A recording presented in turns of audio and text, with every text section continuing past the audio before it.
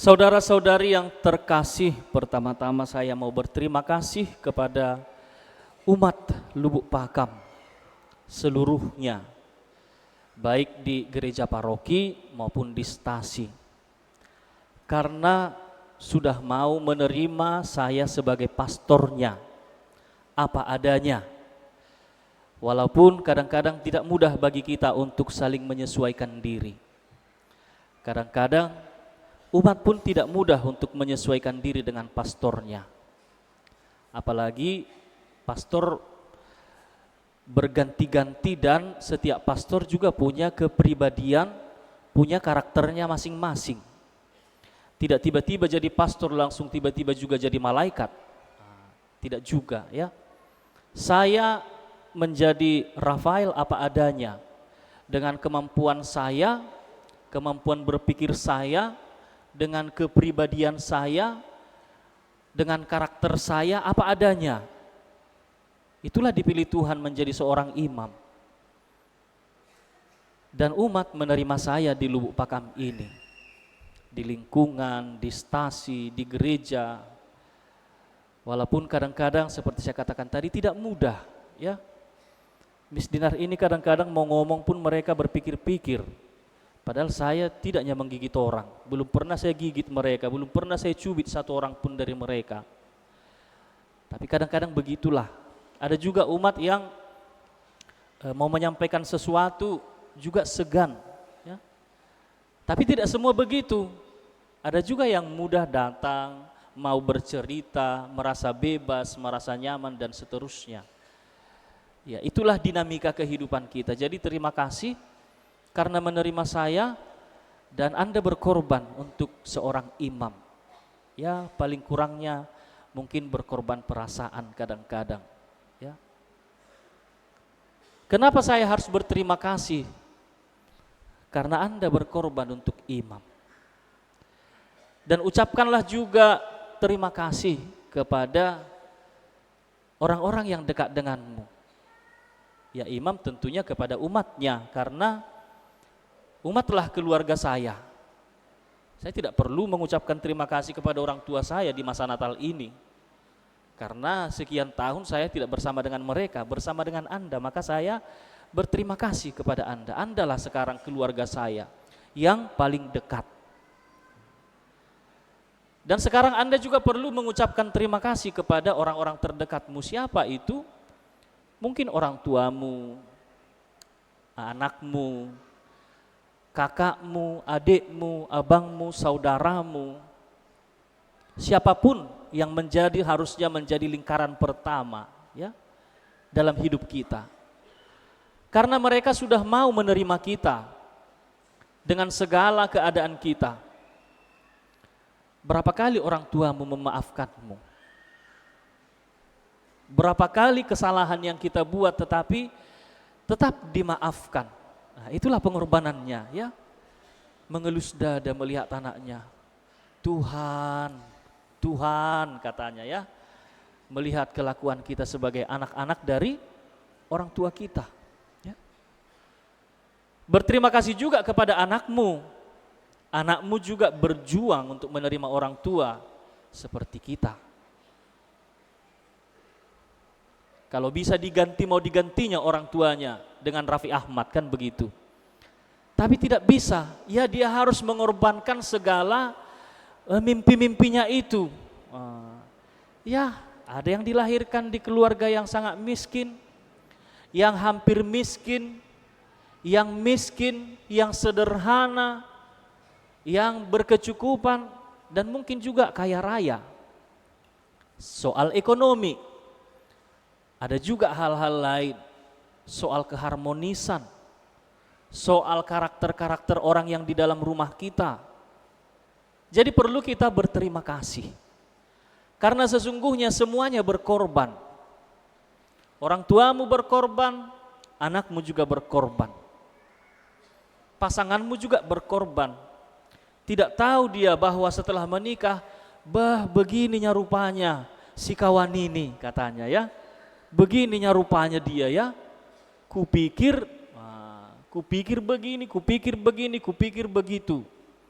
Tapi karena sudah berjanji di hadapan Tuhan, ya mau tidak mau harus saling menerima satu sama lain.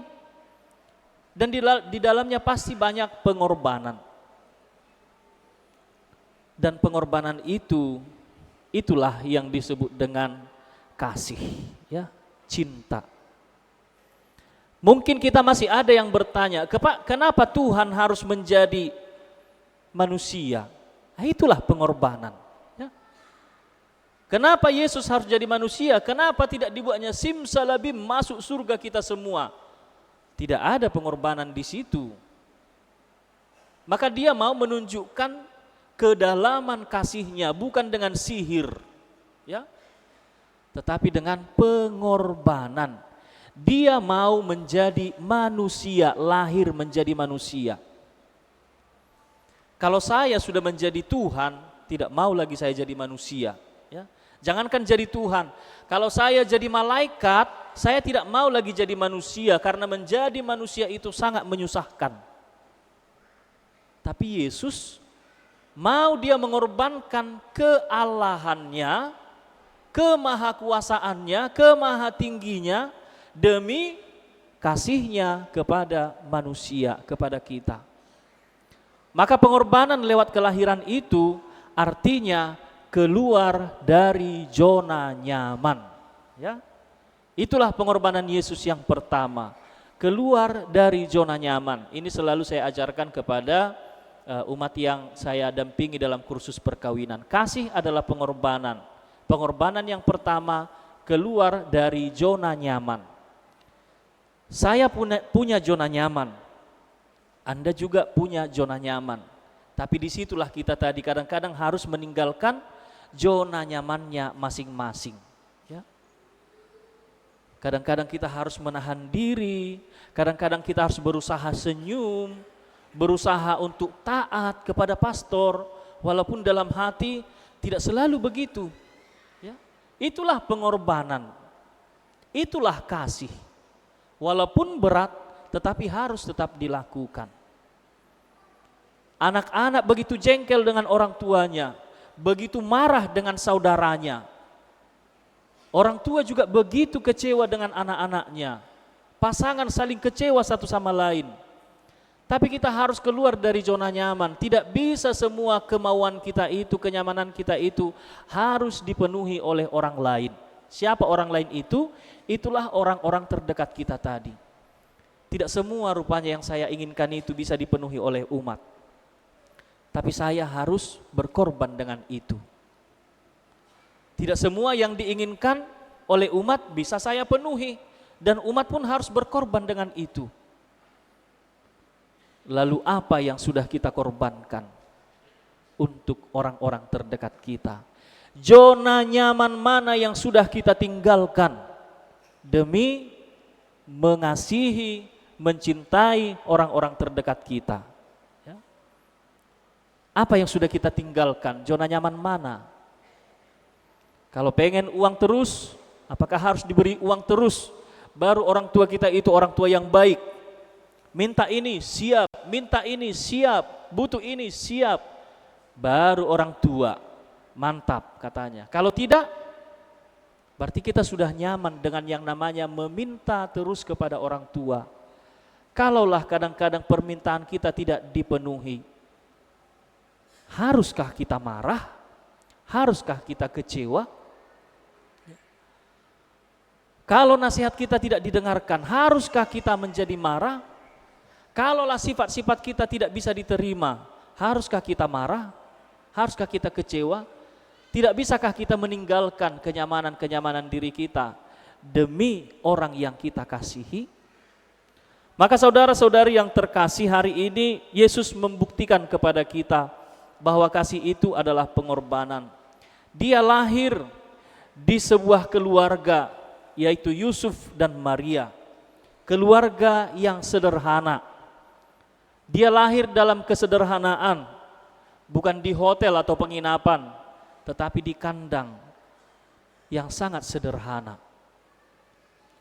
Kelahiran yang sederhana dan diterima juga oleh Maria dan Yusuf dengan perjuangan keluar dari zona nyaman masing-masing.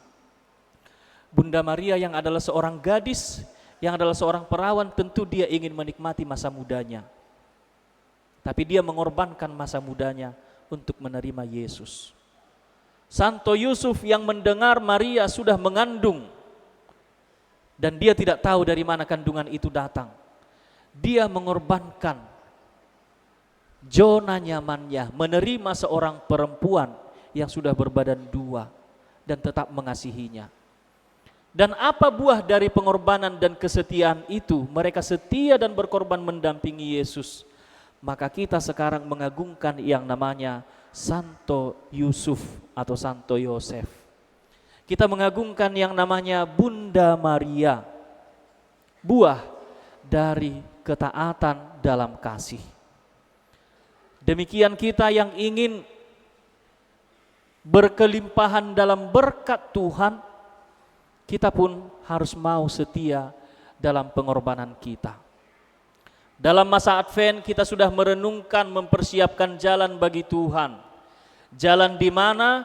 Jalan di dalam diri kita masing-masing. Karena sudah mati Yesus 1 tahun yang lalu kan? Mati karena dosa kita. Jadi tidak ada lagi tempat, di sini dia mati. Kenapa kita memelihara dosa-dosa itu dan semakin hari semakin banyak dosa yang kita lakukan? Karena Tuhan mati di dalam diri kita. Maka kita persiapkan 4 minggu untuk membuka kembali hati kita, mengungsikan semua dosa-dosa itu supaya Tuhan punya tempat. Jadi Yesus tidak lahir 2 kali, hanya sekali. Tetapi dia bisa berkali-kali lahir di dalam diri kita, di dalam hati kita, di dalam pikiran kita, di dalam keluarga kita, di dalam komunitas kita. Dan caranya tadi kita harus menyisihkan segala dosa-dosa itu dan memberi tempat, memberi ruang bagi Tuhan.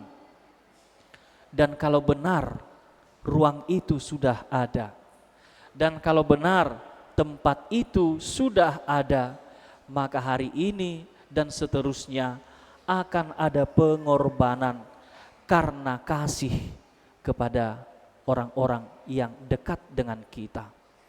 Akan ada pengorbanan untuk orang-orang yang ada di sekitar kita, di komunitas-komunitas kita, dimanapun kita berada. Entah itu karena disakiti, entah itu karena kita tidak diberi ruang, entah itu karena kita tidak didengarkan, tidak dimengerti, tidak dipenuhi semua apa yang kita maui, dan seterusnya. Akan ada pengorbanan. Jadi bapak-bapak tidak akan berkata lagi, ujulu hutad da sigaretos yakko, ketika pasangannya mengatakan, kurangilah rokokmu, bapak nisi butit. Karena itu pengorbanan. Ya. Karena sudah Natal, jawabannya adalah siap hasian. Nah, harus itu jawabannya ya. Kalau anak-anak sudah dikatakan orang tuanya, cukup dulu main handphonenya itu, letakkan dulu handphonemu, cukup dulu yang bermain itu. Langsung mengatakan siap. Cukup dulu yang berkeliaran itu, berkeluyuran itu. Tenang joho dijabu, siap. Pengorbanan kan?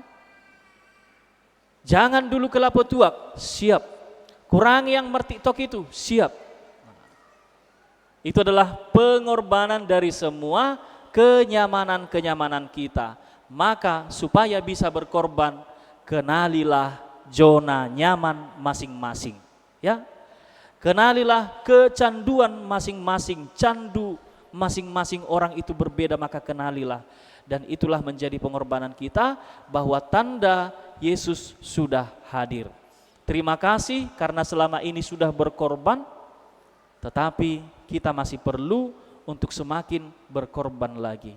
Kita sudah berkorban untuk teman-teman kita yang terkena bencana alam.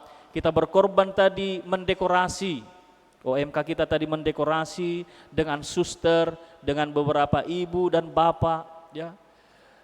Anggota KOR sudah berkorban latihan, meluangkan waktu. Kita semua berkorban dengan pengorbanan kita masing-masing.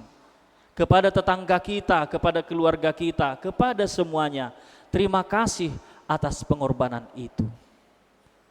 Mari kita hari ini dan seterusnya semakin banyak lagi berkorban, sebagai tanda cinta kita kepada Tuhan dan kepada sesama, karena Kristus telah berkorban, mau menjadi manusia yang lemah untuk membuktikan bahwa Dia benar-benar mengasihi kita.